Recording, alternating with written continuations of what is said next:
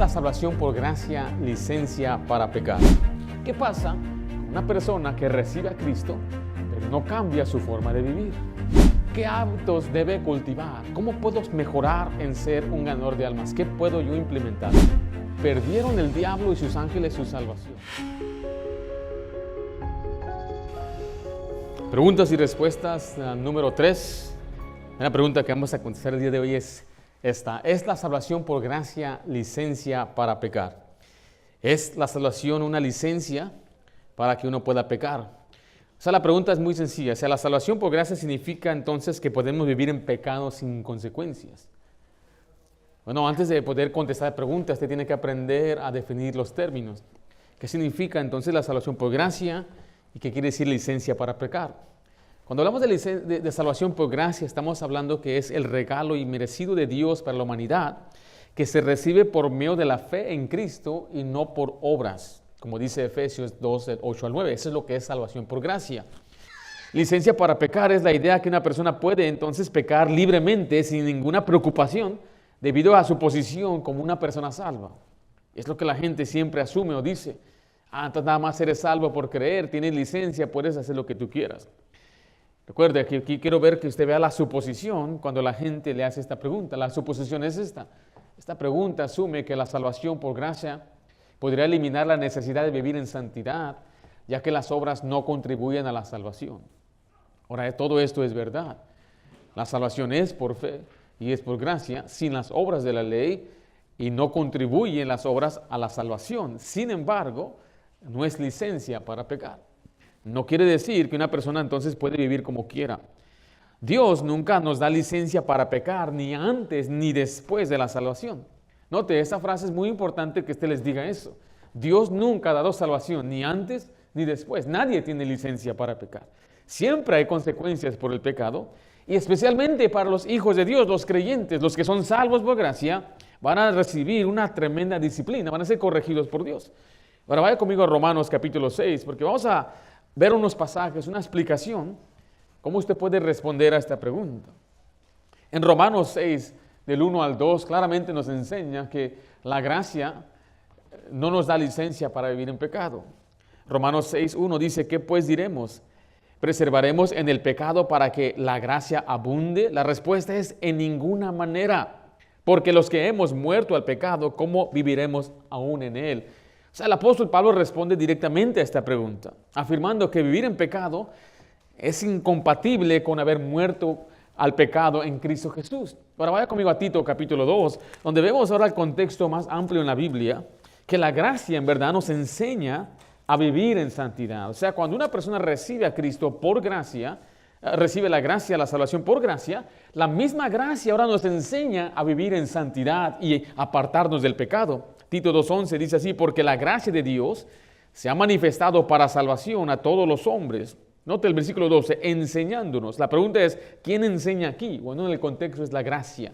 La gracia nos enseña, enseñándonos que, renunciando, note, a la impiedad y a los deseos mundanos, vivamos en este siglo, note, sobria, justa y piadosamente. La gracia nos enseña esto. La gracia nos impulsa a esto. La gracia nunca dice: ahora vive como tú quieras. Ahora vaya conmigo a Judas, versículo 4. Recuerde, la gracia no solamente nos salva, sino que ahora nos dirige hacia una vida piadosa, nos transforma.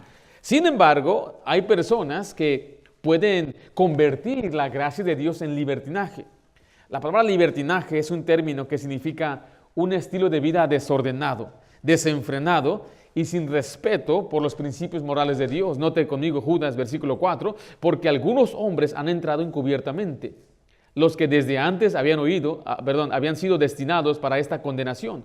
Hombres impíos, note esta frase, que convierten en libertinaje la gracia de nuestro Dios. O sea que esta gente empieza a enseñar que usted puede vivir como usted quiera, pero esa es la gente impía, es la gente perversa, esta gente no es creyente. Por lo tanto, usted debe recordar que el ser salvo por gracia no implica que usted debe vivir su vida como a usted le da su gana. Vaya conmigo a Juan capítulo 8, cuando hablamos de libertad, porque note, libertinaje habla de la libertad. Usted y yo hemos sido libres por medio de Cristo Jesús. Cuando una persona cree en Jesucristo, Somos libres del pecado y de la condenación del pecado, de la esclavitud del pecado, para ahora vivir una vida en Cristo Jesús. En Juan 8:32 dice, y conoceréis la verdad, y la verdad os hará libres. Note el 36, así que si el Hijo os libertare, seréis verdaderamente libres. Acompáñeme a Gálatas 5:13. La libertad en Cristo es un llamado a amar y a obedecer, no a satisfacer sus deseos pecaminosos. O sea, si somos libres del pecado, somos libres de la condenación de la ley, no es para ahora hacer lo que queramos, sino es para ahora servir a Dios de nuestra voluntad. Gálatas 5:13, ¿estamos ahí? Porque vosotros, hermanos, note, a libertad fuisteis llamados. Solamente que no uséis la libertad, note, como ocasión para la carne, sino servíos por amor los unos a los otros. Primera de Pedro 2:16. Note que estoy dando bastante escritura y usted debe dar esos pasajes a la gente que le dice o le hace esta pregunta. A mí me gusta siempre compartir esto y voy por esta línea de tiempo. O sea, es un plan para una persona que cree que la salvación se pierde. Es un plan para una persona que cuestiona nada más por creer. Bueno, empezamos que la salvación es por gracia, pero la gracia nos enseña a vivir piadosamente. La gracia no es libertinaje, una vida desenfrenada. La gracia es libertad en Cristo para hacer lo que a Dios le agrada, no para satisfacer mis deseos pecaminosos. Primera de Pedro 2:16 dice, como libres, pero no como los que tienen libertad, ¿como qué? Como pretexto, ¿para qué? Para hacer lo malo, sino como siervos de Dios. Note entonces, los pasajes nos enseñan que hemos sido librados por Jesús. Somos libres, pero no para hacer lo que queramos, no para vivir en pecado, no para satisfacer nuestros propios deseos. En Efesios 2:10 vemos el pasaje que usted y yo conocemos muy bien. En su contexto, por gracia sois salvos por medio de la fe. Y esto no de vosotros, pues es don de Dios, no por obras, para que nadie se gloríe. Pero note el versículo 10, porque somos hechura suya, creados en Cristo Jesús, ¿para qué? Para buenas obras. Note que la creación en Cristo es la salvación. Hemos sido regenerados en Cristo, nacimos a la nueva naturaleza que Él nos dio para andar en buenas obras. O sea que la gracia nos habilita a vivir en buenas obras. Una persona que no ha creído en Cristo no ha recibido la gracia de Dios, no ha sido salvo. La misma gracia no le puede enseñar, ni puede impulsar, ni habilitar a hacer buenas obras. Tiene que empezar con Jesucristo. Cualquier persona que diga, yo quiero hacer buenas obras, si no tiene a Cristo no puede. Es imposible que cumpla la ley divina de Dios. Ahora, sin embargo, no voy a cubrir los pasajes, usted los puede escribir si quiere. Le voy a dar las notas también, todo lo que estoy contestando aquí, se les voy a dar para que usted pueda estudiarle. Pero recuerde que somos salvos por gracia. No significa que ahora en la gracia podemos hacer lo que queramos. Nos libró Dios para obedecerle, para amar, para servirle, para andar buenas obras. La gracia misma nos enseña y nos ayuda a vivir en justicia. Sin embargo, cuando el Hijo de Dios desobedece, entonces Dios le castiga severamente. ¿Por qué? Porque recuerde, lo que están asumiendo es que tenemos pecado, tenemos licencia para pecar y no vivir en santidad.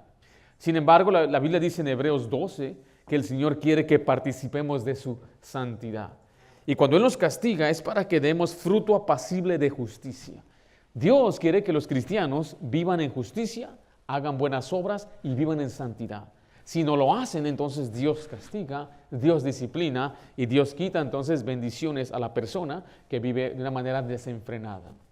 Ningún buen pastor le va a enseñar a la gente que puede hacer lo que quiera. Si usted me dice, ahora que soy salvo, ¿puedo hacer lo que yo quiera? La respuesta es no. ¿Pierdo mi salvación? Esa es otra pregunta. No pierdes salvación, pero no puedes hacer lo que quieras. La gracia es el poder que Dios nos da para vivir en santidad.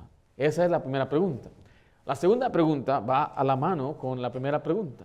La pregunta es esta. ¿Qué pasa con una persona que recibe a Cristo, pero no cambia su forma de vivir? ¿Qué pasa con esta persona que cuando recibe al Señor cree en Jesucristo y continúa viviendo de la misma manera? Vamos a definir los términos, recuerden. En primer lugar, ¿qué significa recibir a Cristo? Recibir a Cristo no es que yo simplemente hice una oración. Eso no es recibir a Cristo. Recibir a Cristo es creer de corazón. Recibir a Cristo es una persona que comprendió el Evangelio y ha puesto su confianza en el Evangelio. Y como resultado, entonces, invoca el nombre de Cristo. Pero no es simplemente porque repitió la oración. ¿Por qué le digo esto? Porque en nuestra iglesia no, pero quizás en otros lugares dicen, usted repite esta oración y usted va a ser salvo. No hubo explicación del Evangelio, no hubo explicación de la muerte, la sepultura y la resurrección de Cristo, no hubo explicación de que la salvación es por fe y debe confiar de todo corazón.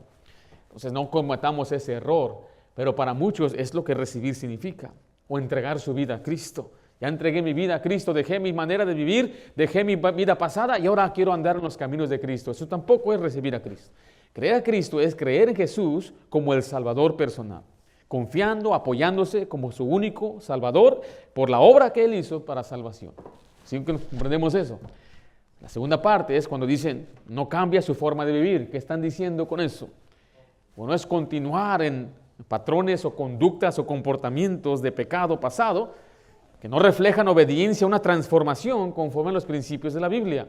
O sea, esta persona fue salva, pero sigue de mal hablado, sigue diciendo groserías, sigue tomando, sigue conduciéndose y portándose como una persona que no es salva. La pregunta que se está haciendo es, ¿qué pasa con una persona así? Que ha creído en Cristo verdaderamente, pero no cambia. Ahora, ¿qué están asumiendo con esto? Bueno, la suposición es esta. La pregunta asume que si alguno no cambia su forma de vivir, su salvación podría ser cuestionada o que la salvación siempre produce un cambio inmediato y visible en el comportamiento. En otras palabras, dicen hay dos cosas. Nunca fue salvo, no es salvo, y ellos asumen que una persona salva automáticamente o debe presentar evidencias de que es salvo en su cambio de vida. Ahora, en contraste con una perspectiva en la que la persona salva debe tomar decisión de obediencia posterior a su salvación. Note que la persona debe creer, pero debe dejar su vida o debe mostrar cambio de vida.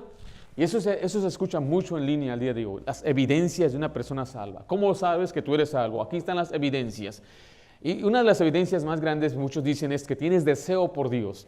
Tienes un deseo por Dios. Si no hay un deseo, entonces no eres salvo. O dicen, no has cambiado tu forma de vivir. Y usan pasajes como dicen, todas las cosas son hechas nuevas. Y hay pasajes que si usted los lee nada más así en la superficie, entonces sí parece como que debe haber un cambio.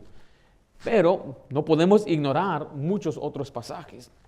Vamos a ver la respuesta corta. La respuesta corta es muy sencilla. No asume la persona que recibe a Cristo y no cambia, no significa que no es salvo. ¿Están conmigo? ¿Qué significa entonces? Déjale, voy a dar una respuesta. Vaya conmigo a Romanos 11, versículo 6.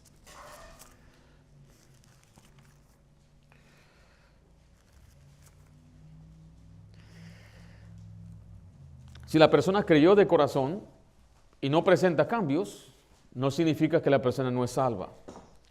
En muchos casos la persona es ignorante, no sabe que debe cambiar. En otros casos la persona es simplemente desobediente. Porque yo puedo señalar a mi vida cosas que yo todavía tengo que cambiar. Tengo años de ser pastor y ser cristiano. No olvidemos el viejo hombre. Cuando una persona es salva, nace de nuevo, tiene una naturaleza divina, la simiente, pero aún permanece el viejo hombre que está viciado con los deseos antiguos. Y es muy diferente a uno que crece en el cristianismo, nunca probó ni una droga ni un vicio, no anduvo en caminos de pecadores, ni se sentó en silla de escarnecedores, comparado a una persona que viene de lo peor, del lodo cenagoso. La persona que viene del lodo cenagoso viene con un apetito más fuerte del pecado, puede que sea un vicio, sea lascivia, va a luchar mucho más que el muchacho que creció apartado de todos esos caminos. Porque le damos un apetito a la carne. Por eso se advierte a los jóvenes que no den ni siquiera una probadita al pecado, porque va a crear un apetito a la carne, a querer más y querer más. En Romanos 11:6, mire, primero vamos a dar por sentado que la salvación es independiente de las obras, ¿correcto? La salvación es un regalo de Dios basado en la fe, no en cambios o comportamiento. En Romanos 11:6 dice, si por gracia, ya no es por obras. De otra manera, la gracia ya no es gracia. Y si por obras, ya no es gracia. De otra manera, la obra ya no es obra. ¿Qué está diciendo? No puede ser por los dos. No puede ser, bueno, ahora empecé por fe y tengo que continuar en las obras. No, tiene que ser o solo por gracia o tiene que ser por obras. No puede decir empieza con gracia y termina con obras. Ese era el problema de los Gálatas. Ellos empezaron bien, empezaron con la fe y querían terminar en la carne. ¿Qué era la carne? En cumplir la ley de Moisés. Note conmigo lo que dice Romanos 4, versículo 5, por favor. Dice así: mas al que no obra, sino cree en aquel que justifica al impío, su fe le es contada por justicia. Me gusta esa frase, dice que no obra, no vive haciendo las obras, no hace la ley, sino que simplemente cree. Cuando hablamos de creer es poner su confianza en Cristo. Vaya a Romanos 3, versículo 28. Concluimos pues que el hombre es justificado por fe, sin las obras de la ley. Porque mire, el cambio, el fruto de justicia son obras de la ley. En Gálatas 2:16, vaya conmigo allá, por favor. Sabiendo que el hombre no es justificado, o sea, declarado justo, salvo, por las obras de la ley, sino por la fe de Cristo. Nosotros también hemos creído en Jesucristo para ser justificado por la fe de Cristo y no por las obras de la ley, por cuanto por las obras de la ley nadie será justificado. Tito 3:5, vaya a Tito 3:5. Entonces se dice, ¿qué pasa si una persona cree, pero no cambia? ¿Significa que no es salvo? No. Porque la salvación no tiene que ver con las obras, pero no presenta evidencia. Se supone que debe cambiar. Sí, debe cambiar. Es más, algo sí cambió. Cambió algo por dentro. Un cambio grande adentro en la vida de la persona. Y esa persona ahora tiene el Espíritu Santo morando en él o en ella. Pero eso no significa que viene eso automático de por si fuera así. No debemos predicar duramente para que sean sanos en la fe. No tenemos que redarguir, no tenemos que instruir en justicia, no tendríamos que estar amonestando, no tiene que andar en el Espíritu para no satisfacer los deseos de la carne. Porque cuando dicen esto viene como un fruto natural, ahora yo quiero hacer las obras, eso es por agradecimiento, debe ser una reacción en agradecimiento que una persona vive para Dios. En Tito 3:5 dice, nos salvó, no por obras de justicia que nosotros hubiéramos hecho, sino por su misericordia, por el lavamiento de la regeneración y por la renovación en el Espíritu Santo. Vaya a Corintios 3, quiero mostrarle aquí cómo la Biblia habla de creyentes carnales. Me es asombroso que escuché una vez a alguien decir que no existe un cristiano carnal. Pregúntese, ¿qué es un cristiano? La Biblia nunca nos llama a nosotros cristianos, nos llama creyentes, nos llama discípulos, nos llama santos. La palabra cristiano viene de los detractores. Ellos fueron los que dieron ese apodo a los creyentes, a los que eran hijos de Dios. Pero porque usamos la palabra cristiano, estamos poniendo a todos bajo una misma sombra o una misma sombrilla, diciendo todos somos igual. ¿Cristiano aquí? No. Para mí, si usted quiere decir bíblicamente que es un cristiano, una persona que ha puesto su fe en Cristo, alguien que cree en Cristo, alguien que ha confiado en Él para su salvación. ¿Puede haber una persona que es creyente y sea carnal? 1 Corintios 3:1 dice así, de manera que yo, hermanos, no pude hablaros como a espirituales, sino como a carnales, como a niños en Cristo. Entonces, ¿estos corintios son carnales? ¿Son niños en Cristo? ¿Qué es un niño en Cristo?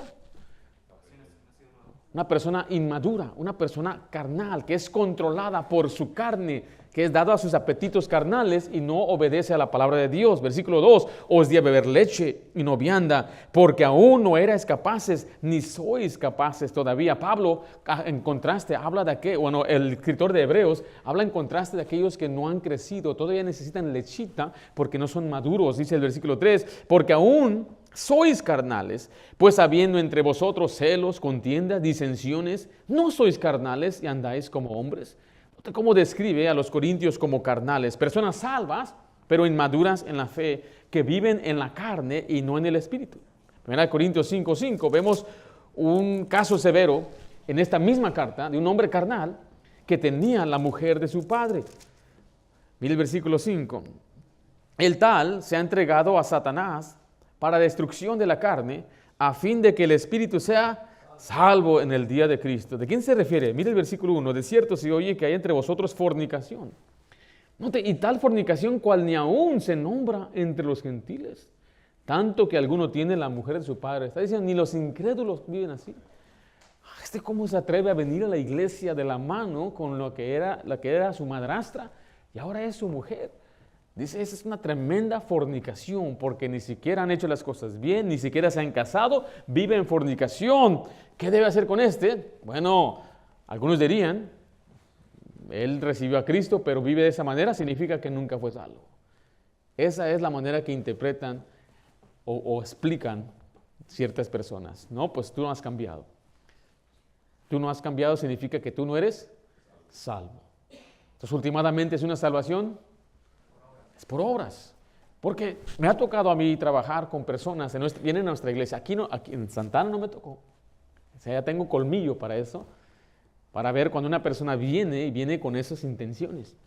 Pero no lo sabía cuando yo era un miembro en la iglesia de mi papá. Estaba yo a cargo de una clase dominical de adultos, tenía un grupo de ganar almas. Y vino un hombre y me dijo a mí, yo sé que soy salvo. Y qué bendición, yo también. No, me dijo, pero es que yo sé que soy salvo. Como diciendo, a lo mejor tú no. Y dije, pues yo también sé que soy salvo. No, espérate, déjate explico. Si tú me pones el pecado aquí, me lo pones delante de aquí, mira, yo no lo quiero. Y dije, ok, ¿y eso qué? Me dijo, por eso yo sé que soy salvo. Ahí está la evidencia que yo rechazo el pecado. Oh, gracias Dios, soy salvo. Entonces, él estaba apoyándose ¿en qué? En que él no va a ir a caer en el pecado, que él no está buscando en sus obras. Esa no es la salvación. La salvación es creer lo que dice la Biblia. Todos somos pecadores. No hay justo ni aun uno. Nadie puede alcanzar a Dios por su propia justicia. Por eso necesitamos al Salvador, que es Jesucristo, sin las obras de la ley. Recuerde, si uno es salvo sin las obras, entonces no necesita obras para permanecer salvo. Pero dicen, es que es lo que pasa, es que te transforma completamente, se transforma completamente tu naturaleza. Y lo hace una comparación como de un pajarito. Alguien tiene pajaritos en su casa, pequeños pajaritos, y le pone semillitas. Yo he visto, voy a la casa, algunas personas tienen sus pajaritos, pero a ese pajarito no le puedes poner un pedazo de carne, lo va a rechazar. Pero si usted ve también la ave de rapiña, le pones un pedazo de carne, se devora la carne, pero no se come la semillita.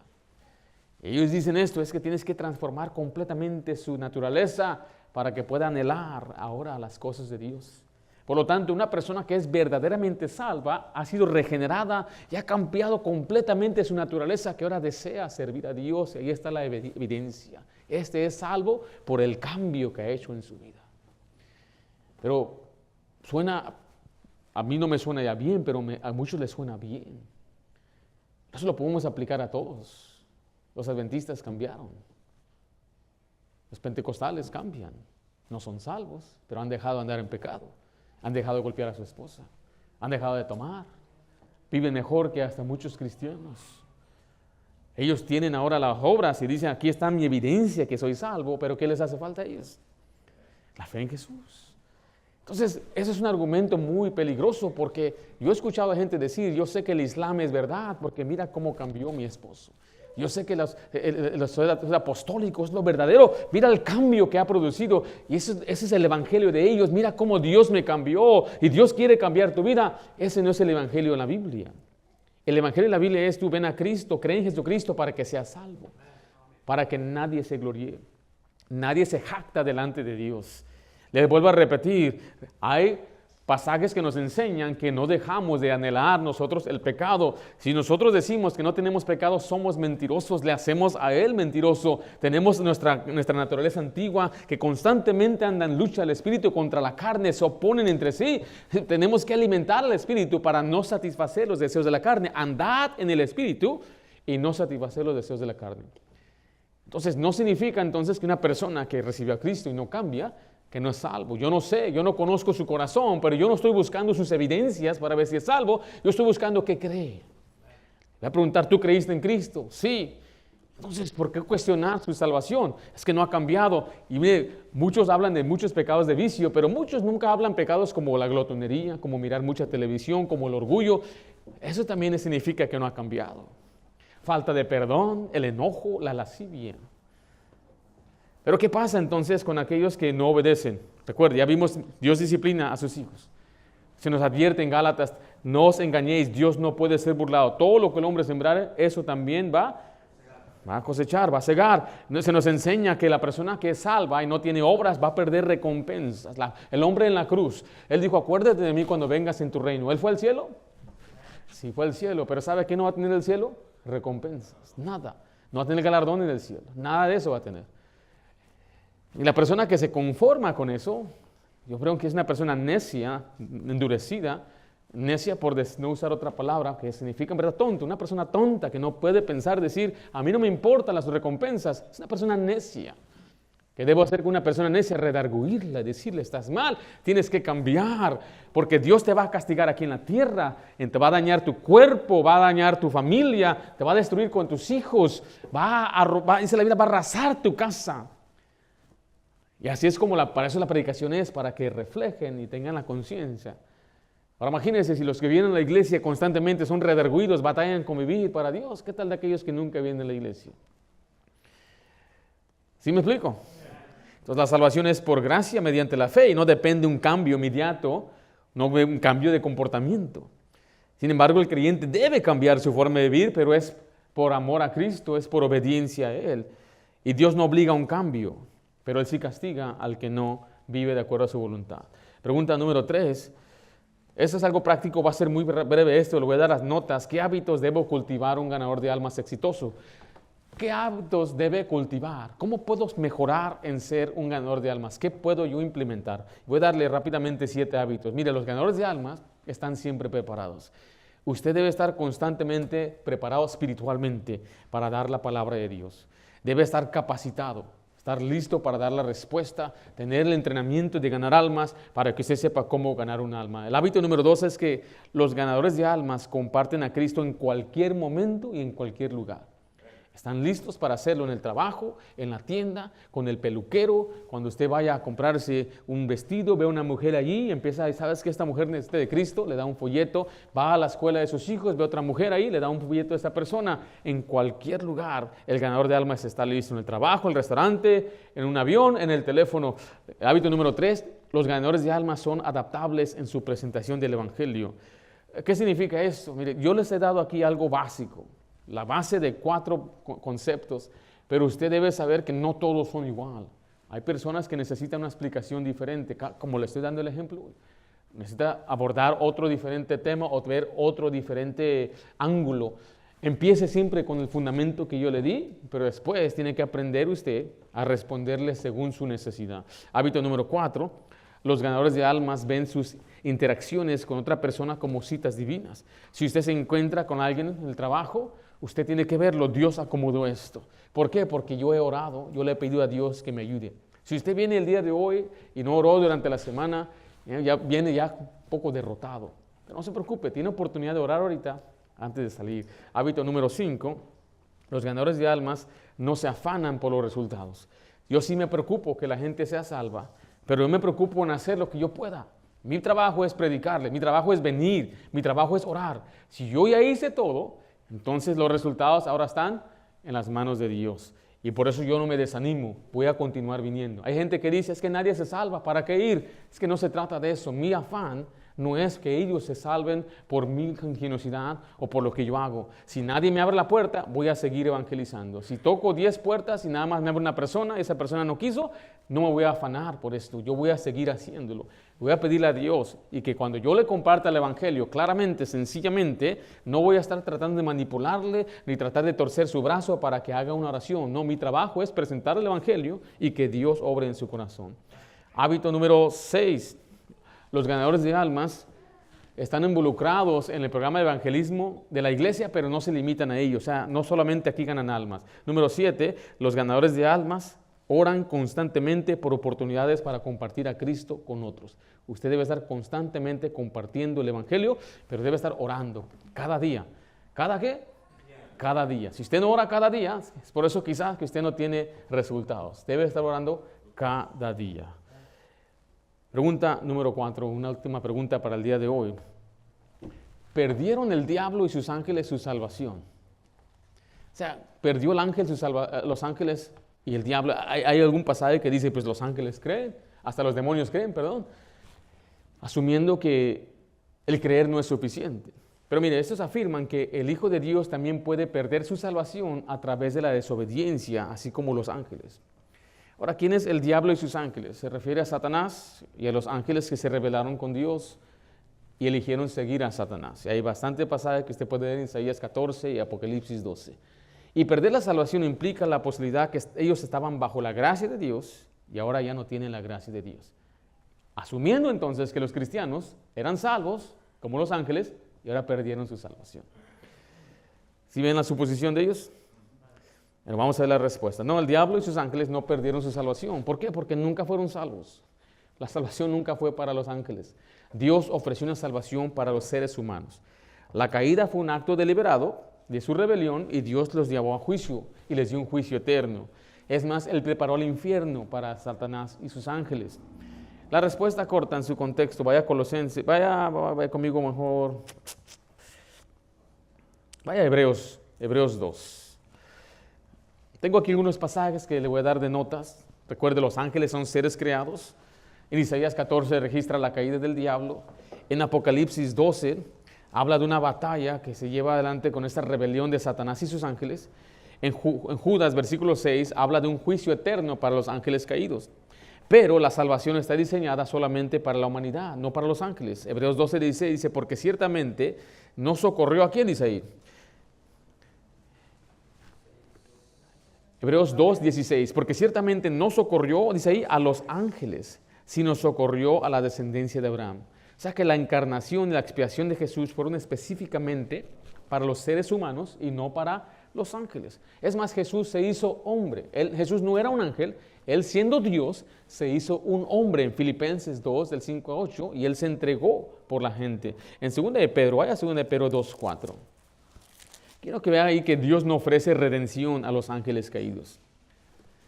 2 de Pedro 2:4 dice, porque si Dios no perdonó a los ángeles que pecaron, sino arrojándolos al infierno, los entregó a prisiones de oscuridad para ser reservados al juicio. Aquí no existe ningún perdón para los ángeles. Ellos, los ángeles caídos, inmediatamente son irredimibles y están destinados a un castigo eterno. Regrese a Hebreos 2. En contraste con los humanos, Jesús murió por los hombres. O sea que los seres humanos tienen la oportunidad de salvación a través del sacrificio de Jesús. Jesús murió por los hombres, no por los ángeles. Hebreos 2:9 dice, pero vemos a aquel que fue hecho un poco menor que los ángeles, a Jesús, coronado de gloria y de honra a causa del padecimiento de la muerte, para que por la gracia de Dios gustase la muerte por todos. Pero hablando de quién? Hablando de los hombres. Y en Tito 2:11, Dios ofrece la salvación a todos los hombres y no menciona a los ángeles. La salvación no es para los ángeles. Tito 2:11, porque la gracia de Dios se ha manifestado para salvación a todos los hombres. El diablo y los ángeles no perdieron su salvación porque nunca tuvieron la salvación para perder. Por lo tanto, apelar a este ejemplo como prueba de que una persona puede perder su salvación es no solamente ilógico, pero es antibíblico. ¿Perdieron los ángeles su salvación? No, porque nunca fueron salvos. En cuanto ellos se rebelaron, ellos fueron irredimibles completamente y están esperando el juicio. En otra ocasión hablaremos de ángeles y de demonios, pero esa es la pregunta que a veces la gente plantea como evidencia o ejemplo de que se puede perder la salvación. Si ellos la perdieron, usted y yo también. Pero la realidad es que nunca tuvieron la salvación.